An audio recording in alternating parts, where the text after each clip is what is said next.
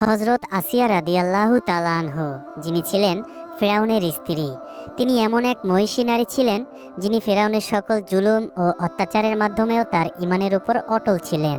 তিনি সত্যের পথে অবিচল থেকে আল্লাহ রাব্বুল আলামিনের ইবাদত করতেন এবং সবসময় তার কাছে দোয়া করতেন। একদিন গভীর রাতে ফেরাউন গভীর ঘুমে আচ্ছন্ন ছিল। চারদিক ছিল নিস্তব্ধ রজনী এবং রাতের গাঢ় অন্ধকারে সবকিছু ঢেকেছিল।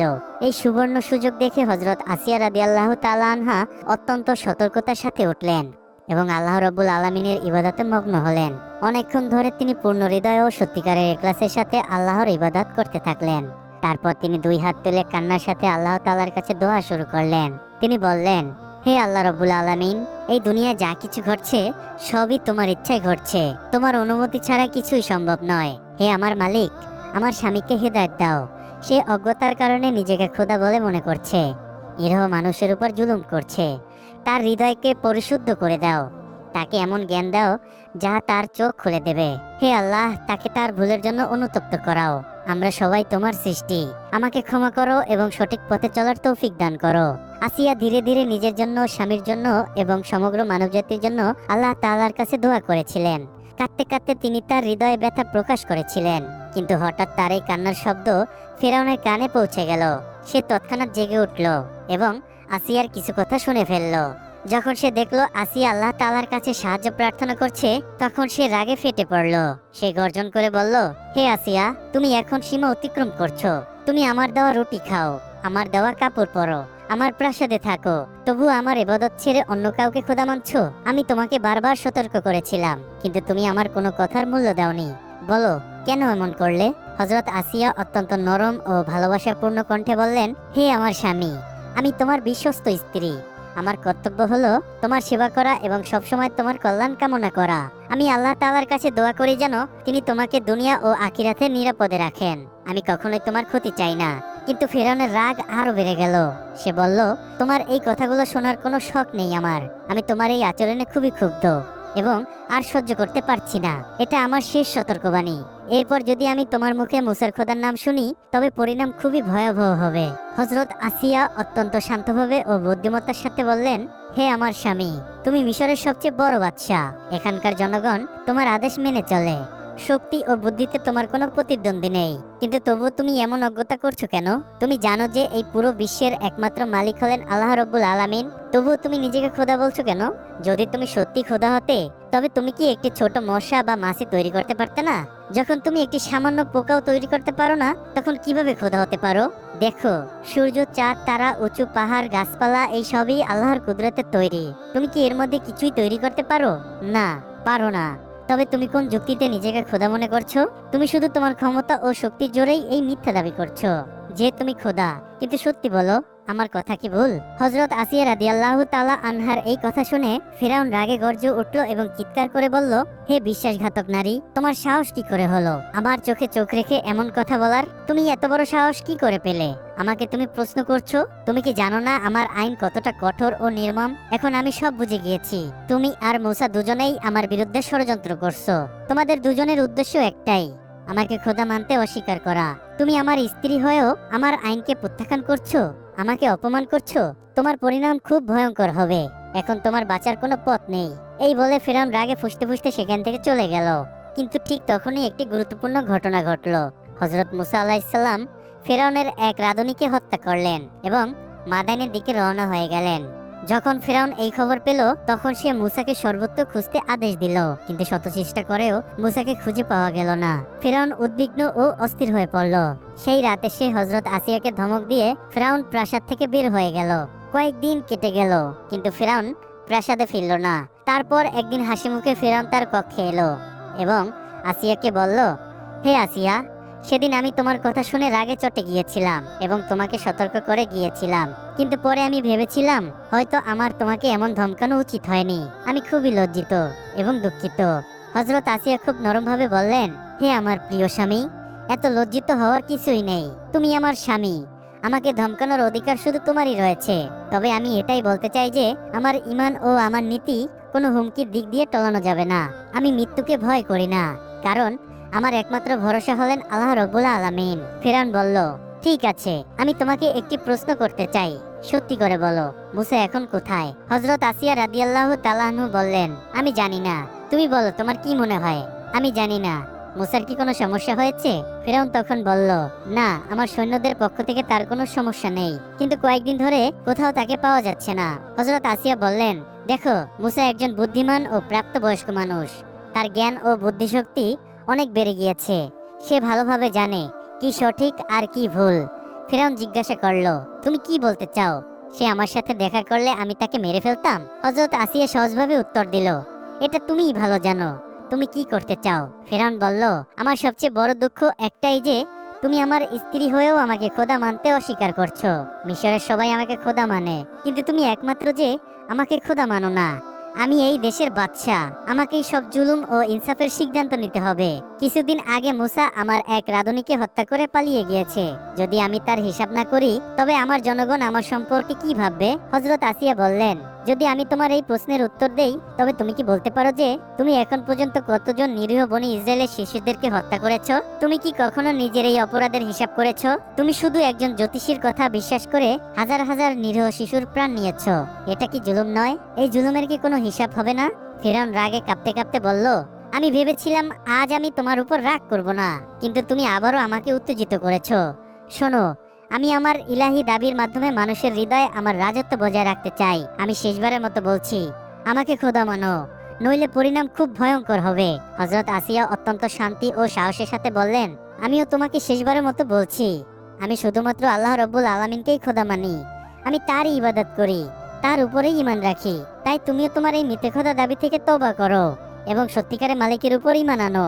ফিরআউন তখন হিংস্র ভয়ঙ্করের মতন গর্জে উঠল। তার মুখ রাগে লাল হয়ে গেল। সে প্রাসাদ থেকে বেরিয়ে গেল। এখন সে আসিয়াকে শাস্তি দেওয়ার সিদ্ধান্ত নিয়ে ফেলেছে। সে তার ঘনিষ্ঠ বন্ধু ও উজির হামানকে ডাকলো। কিছুক্ষণের মধ্যেই হামান হাজির হলো এবং বলল, কি হয়েছে জাপানা? কোনো নতুন বিপদ? ফিরআউন গম্ভীর কণ্ঠে বলল, হামান, তুই আমার শৈশবের বন্ধু। আমার প্রতিটি সাফল্য তোর হাত থেকে এসেছে, কিন্তু এখন আমার একটি পারিবারিক সমস্যা দেখা দিয়েছে। আমার স্ত্রী আসিয়া আমাকে খোদা মানতে অস্বীকার করছে। আমি তাকে হুমকি দিয়ে ছেড়ে দিয়েছি, কিন্তু সে এখনো রাতের আধারে আল্লাহ তাআলার কাছে দোয়া করে, কাঁদে, বিড়বিড় করে। এমনকি এখন সে মুসাকেও তার পথে নিয়ে গিয়েছে। এই কথা কারো কানে যেন না যায়। এখন তুই বল, এই বিদ্রোহী নারীকে কি করা উচিত? তাকে কি শাস্তি দেওয়া যায়? হামান বলল, আমার মতে বেগম সাহেবাকে বন্দী করে ফেলা উচিত। আর যদি কেউ প্রশ্ন করে, তবে আপনি ঘোষণা করতে পারেন যে ফিরআউনের আইন সবার জন্য সমান। যে কেউ তার বিরুদ্ধে যাবে, সে নিজের হোক বা পরের, সে অবশ্যই শাস্তি পাবে। ফিরআউন বলল, একদম ঠিক, এতে দুটি সুবিধা হবে। প্রথমত, লোকেরা মনে করবে আমি ন্যায়পরায়ণ, আর দ্বিতীয়ত, বন্দী থাকার কারণে আসিয়ার ঈমান দুর্বল হয়ে যাবে এবং সে বাধ্য হয়ে আমাকে খোদা মানতে শুরু করবে। পরের দিন হযরত আসিয়া ও তার সন্তানদেরকে কারাগারে পাঠানো হলো শুধুমাত্র এই কারণে যে তিনি তাওহীদের পথে অটল ছিলেন। এরপর শুরু হলো একজন সত্যিকারের মুমিনের কঠিন পরীক্ষা। ফিরআউন হযরত আসিয়ার খাবার পানি সব বন্ধ করে দিল এবং কারাগারের কাছে পচাগলা লাশ ফেলে দিল। দুর্গন্ধে পরিবেশ বিষাক্ত হয়ে উঠল। সন্তানদের শ্বাসরুদ্ধ হতে লাগলো। তখন সন্তানেরা তাদের মাকে জিজ্ঞাসা করলো, আম্মা, আমরা কি হকের পথে আছি? আসিয়া মুস্কি হেসে বললেন, অবশ্যই আমরা হকের পথে আছি বাবারা। আমাদের সব পরিস্থিতিতেই ধৈর্য ধরতে হবে, আল্লাহর উপর ভরসা করতে হবে। তিনি অবশ্যই আমাদের সাহায্য করবেন। এটাই ইমানের প্রকৃত পরীক্ষা, আর জয় ইনশাল্লাহ আমাদেরই হবে। এরকম করে দিন কেটে যেতে লাগলো। একদিন হামান নিজে এলো হযরত আসিয়ার কাছে। সে এসে বলল, বেগম সাহেবা, আপনি শুধু আপনার স্বামীকে খোদা মানলেই সব শেষ হয়ে যাবে। এই কষ্ট, এই অপমান সব এক নিমিষেই শেষ হয়ে যাবে। আপনি আবার রাজপ্রাসাদে ফিরে যাবেন। ঐশ্বর্য, সম্মান সবকিছুই আপনার পদতলিত হবে। ভেবে দেখুন, একদিকে রাজত্ব, আরেকদিকে এই বিপদ। হযরত আসিয়া শান্তভাবে বললেন, হামান, আমি জানি তুমি আমার স্বামীর একনিষ্ঠ বন্ধু, কিন্তু তুমিও যে পথে চলছো তা ধ্বংসের পথ। আমি তা স্পষ্ট দেখতে পাচ্ছি। আজ তুমি আমাকে ভয় দেখাতে এসেছো, মৃত্যুর ভয় আমাকে দেখাচ্ছ। আমি জানি একদিন সবাইকে মরতে হবে, কিন্তু মৃত্যুর পরে তুমি বা ফিরআউন আমার ভাগ্যের মালিক থাকবে না। তখন আমি শুধু আমার মালিকের দরবারে থাকবো। হযরত আসিয়ার মুখের এমন কথা শুনে হামান হতাশ হয়ে চলে গেল। কিন্তু হযরত আসিয়ার ঈমান আরো দৃঢ় হতে লাগলো। জুলুম তার চরমে পৌঁছালো, কিন্তু তিনি প্রতিটি কষ্ট ধৈর্যের সাথে সহ্য করেছিলেন। একদিন ফিরআউনের মনে তার পুরনো কথা, তার পুরনো ভালোবাসার কথা মনে পড়লো। সে ভাবলো, যদি আসিয়া শুধু মুখে হলেও আমাকে খোদা মানত, তবে আমি তাকে ছেড়ে দিতাম। হয়তো এখন সে ভেঙে পড়েছে, এই ভেবে সে হামানকে নিয়ে কারাগারে আসিয়ার কাছে চলে গেল। হামান বলল, বেগম সাহেবা, আপনার স্বামী এখনো আপনাকে অনেক ভালোবাসেন, কিন্তু আপনি তার কথা না মানায় সে আপনাকে বাধ্য হয়ে বন্দি করেছে। এখনো সময় আছে, যদি আপনি তাকে খোদা মানেন তবে সবকিছু আগের মতন হয়ে যাবে। হযরত আসিয়া ফেরাউনের চোখে চোখ রেখে বললেন, হে আমার স্বামী, যে নিজের শক্তি ও অহংকারে নিজেকে খোদা বলে এবং নিজের স্ত্রী সন্তানদেরকে কারাগারে পাঠায়, সে আজ আমাদের দেখতে এসেছে। তবু আমি খুশি যে তুমি আমাদের দেখতে এসেছো।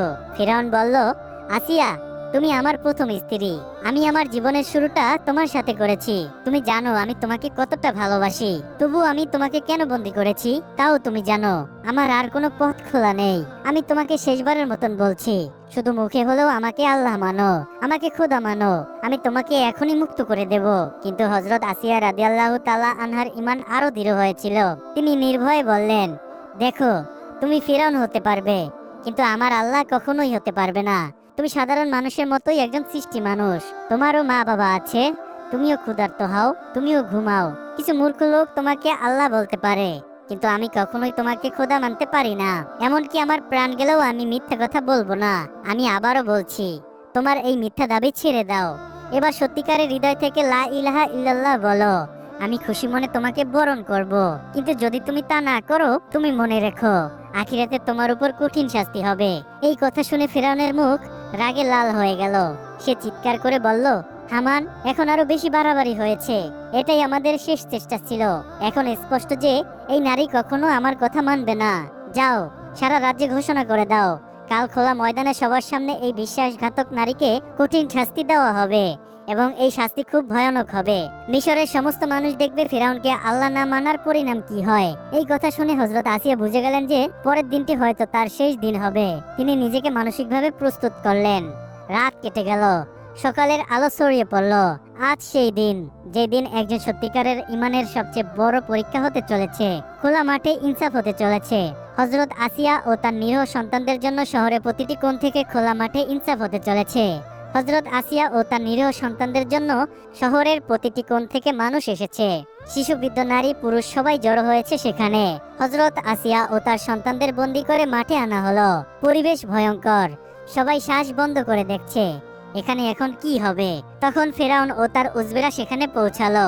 ফেরাউন শেষবারের মতো নিজেই হযরত আসিয়াকে বলল, আসিয়া, এখনো সময় আছে।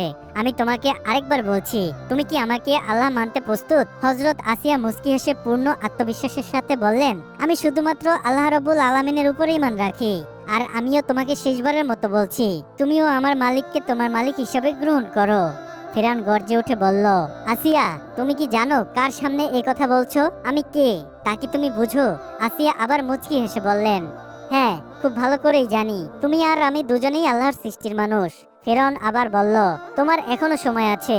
যদি তুমি আমাকে খোদা মানো তাহলে আমি তোমাকে ছেড়ে দিব, নইলে তোমার মৃত্যু নিশ্চিত। হযরত আসিয়া শান্তভাবে বললেন, আমি তোমার কাছে আমার প্রাণ ভিক্ষা চাই না, বরং আমি তো কবে থেকেই আমার মালিকের দরবারে যাওয়ার জন্য উদ্বিগ্ন হয়ে গিয়েছি। এই কথা শুনে ফিরআউনের রাগ আকাশ ছুঁয়ে গেল। সে তার সৈন্যদেরকে আদেশ দিল, এই নফরমান নারীকে তাড়াতাড়ি হত্যা করো এবং তার দেহ বনের জন্তুদের হাতে ছেড়ে দাও। হযরত আসিয়া তার মুখ আকাশের দিকে তুললেন এবং বললেন, হে আমার আল্লাহ, আমাকে তোমার কাছ থেকে জান্নাতের একটি ঘর দেখাও। আমাকে সাহায্য করো এবং এই জালিমের হাত থেকে আমাকে রক্ষা করো। ফিরআউন তার সৈন্যদের আদেশ দিলেন, তেল গরম করো, একটি বড় কড়াই আনো এবং তাতে ফুটন্ত তেল তৈরি করো। সৈন্যরা একটি বিশাল কড়াই এনে তাতে আগুন জ্বালালো। কিছুক্ষণের মধ্যেই তেল ফুটতে শুরু করলো। বাষ্প উঠছিল, জ্বলন্ত গরম অনুভূত হচ্ছিল। সেগুলো দেখে চারদিকের লোকজন কাঁপতে লাগলো। কিন্তু এই দৃশ্য দেখে হযরত আসিয়ার মুখ আরো উজ্জ্বল হয়ে উঠল। তার নিরীহ সন্তান ভয় পেতে শুরু করলো। তারা কাঁপা কণ্ঠে তাদের মাকে জিজ্ঞাসা করলো, আম্মা, আমাদের কি এই ফুটন্ত তেলে ফেলে দেওয়া হবে? এটা কি আমাদের জন্যই গরম করা হচ্ছে? হযরত আসিয়া তার সন্তানদের মাসুম মুখ দেখলেন, তাদের বুকে জড়িয়ে ধরলেন এবং মুচকি হেসে বললেন, আমার প্রিয় সন্তানেরা, ভয় পেও না। আমাদের কারো কাছে ভয় পাওয়ার দরকার নেই। আমরা আল্লাহ রাব্বুল আলামিনের উপর ঈমান এনেছি এবং এখন আমরা তারই কাছে যাচ্ছি। দেখো, জান্নাতের ফেরেশতারা তোমাদের ডাকছে। আমাদের জন্য জান্নাতের বাগানের দরজা খুলে গিয়েছে। ফিরআউন রাগে আসিয়ার দিকে তাকালেন এবং বললেন, যদি তুমি এখন আমাকে খোদা না মানো তবে তোমাকে এবং তোমার সন্তানদেরকে এই ফুটন্ত তেলে ফেলে দেব। হযরত আসিয়া নির্ভয়ে বললেন, হে ফিরআউন, আমাদের মৃত্যুর কোনো ভয় নেই। আমরা তো কবেই আল্লাহ তাআলার কাছে যাওয়ার জন্য প্রস্তুত হয়ে আছি। আমাদের মাবুদ আল্লাহ তাআলা আমাদেরকে ডাকছেন। এই কথা শুনে ফিরআউনের রাগ আরো বেড়ে গেল। সে রেগে জল্লাদকে বলল, জল্লাদ, এই অভাগিনী নারী সন্তানদের তার সামনেই এই ফুটন্ত তেলে ফেলে দাও। আদেশ পাওয়া মাত্রই জল্লাদ হযরত আসিয়ার নিরীহ সন্তানদেরকে ফুটন্ত তেলে ফেলে দিতে লাগলো। ফুটন্ত তেলে আসিয়ার একটা সন্তানের দেহ টুকরো টুকরো হয়ে গেল, কিন্তু আসিয়ার ইমানে একটিও কমতি হলো না।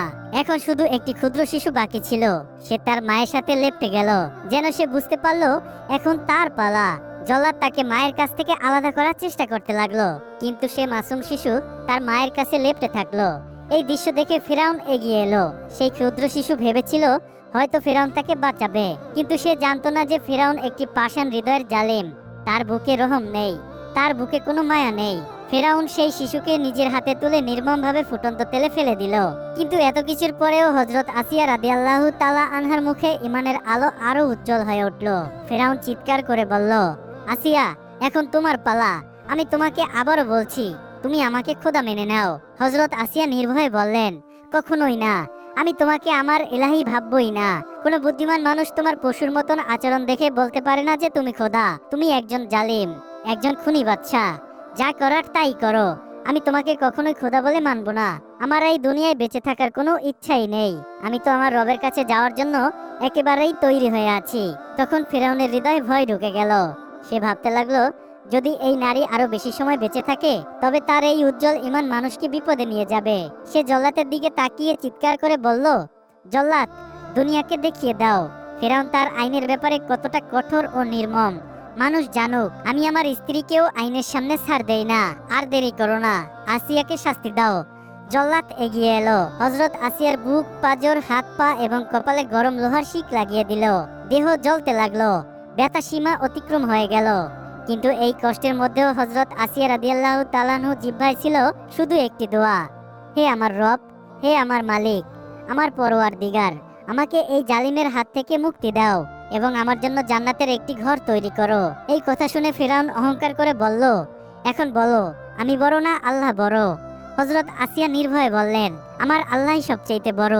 এই পুরো দুনিয়ার একমাত্র সত্যিকারের মালিক হলেন আল্লাহ তাআলা। অবশেষে ফিরআউন তার চূড়ান্ত আদেশ দিল, এই বিদ্রোহী নারীকে ফুটন্ত তেলে ফেলে দাও। জল্লাদ হযরত আসিয়া রাদিয়াল্লাহু তাআলা আনহুকে ফুটন্ত তেলে ফেলে দিল। তার দেহ যখন ফুটন্ত তেলে পড়ল, সাথে সাথেই তার রূহ এই ফানি দুনিয়া থেকে মুক্ত হয়ে আল্লাহ রব্বুল আলামিনের মেহমান হয়ে গেল। বন্ধুরা, হযরত আসিয়া রাদিয়াল্লাহু তাআলা আনহুর এই থেকে শিক্ষা নেওয়া উচিত যে আমাদের যত বড়ই বিপদ আসুক না কেন, সেই সময় আমাদের আল্লাহর সাহায্য ও তার দেখানো পথে আমাদের চলতে হবে। তো বন্ধুরা, আজকের ভিডিওটি এই পর্যন্তই। আশা করছি হযরত আসিয়া রাদিয়াল্লাহু তাআলা আনহুর এমন হৃদয় বিদারক ঘটনাটি আপনাদের সবার অনেক ভালো লেগেছে।